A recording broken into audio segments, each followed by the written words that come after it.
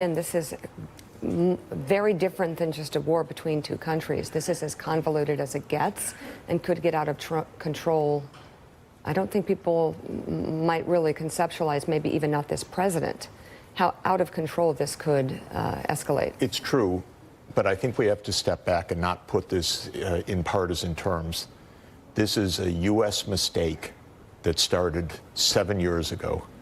And I remember the day on your show when President Obama said, Assad must go. And I looked at you and Joe and I said, huh? How's he going to do that? Where's the policy for that? Right. And we know they sent in the CIA to overthrow Assad.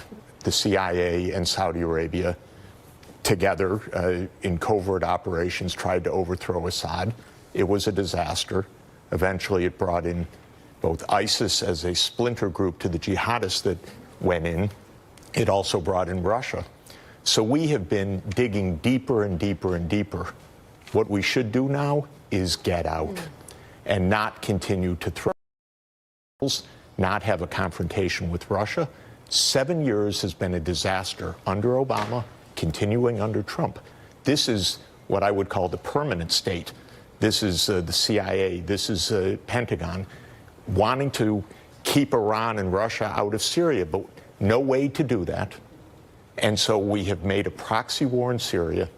It's killed 500,000 people, displaced 10 million, and I'll say predictably so, because I predicted it 7 years ago that there was no way to do this and that it would make a complete chaos. So what I would plead to President Trump is get out. Like his instinct told him, by the way. That was his instinct. But then all the establishment, the New York Times, the Washington Post, the Pentagon, everybody said, no, no, that's irresponsible. But his instinct is right. Get out. We've done enough damage, 7 years. And now we really risk a confrontation with Russia that is extraordinarily dangerous, reckless. Admiral Stavridis, President Trump has said, going back now several months, that we should get out of Syria. That was his advice to Barack Obama many years ago, get out of Syria. What are the consequences if you walk away right now from Syria without responding to a chemical attack from the regime there? Yeah, I think there are two problems with Professor Sachs's comments, although I certainly feel that sense of Middle East fatigue that we all have. And of course, it's not just Syria, it's Iraq, it's Afghanistan. There have been a whole series of things that have generated the kind of feeling that says, you know, let's just pull back. Let's get out of the world. Let's come back to the United States. I think there are two fundamental problems with that. One is the use of chemical weapons, I think, really does demand a response from the international community at a level of military strike. So I do support a strike here. And secondly, and I think Professor Sachs is correct to say this is a massive humanitarian disaster. I think the numbers are actually 600,000 dead and 14 million displaced. So I'm in complete agreement with him on the scale of this, but I would like to see the United States try and be part of the solution. And here, what I would do is look back to the Balkans in the 1990s, which looked somewhat like Syria of today, and there was eventually an international solution, and it included the U.S. and Russia working together. We got a long way to go to get there, but if we just step away from it, as attractive as that feels to us, I don't think it's the right decision, either for the country or for the international community. I don't think it's attractive, but I think we have to understand how this happened. This happened because of us. These 600,000 are not just incidental. We started a war to overthrow a regime. It was covert.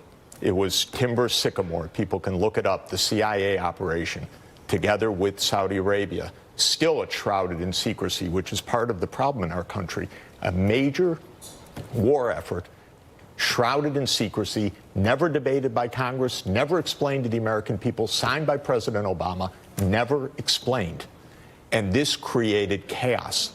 And so just throwing more missiles in right now is not a response. My only concern... We need to go, it's, by the way, not to walk away, to go to the UN Security Council, as the Admiral says, to agree with Russia on a strategy for ending the fight. But ending the fight means that we stop trying to overthrow a government, that we stop trying to support rebels who are committed to overthrowing the government. That is where this war continues, because we, to this day, back rebels that are trying to overthrow a government contrary to law, contrary to the UN Charter, contrary to common sense, contrary to practical path. We can't do it. And it's just creating ongoing crisis to the extent of facing an imminent confrontation with Russia. So I think this is an important conversation to have in terms of figure out what our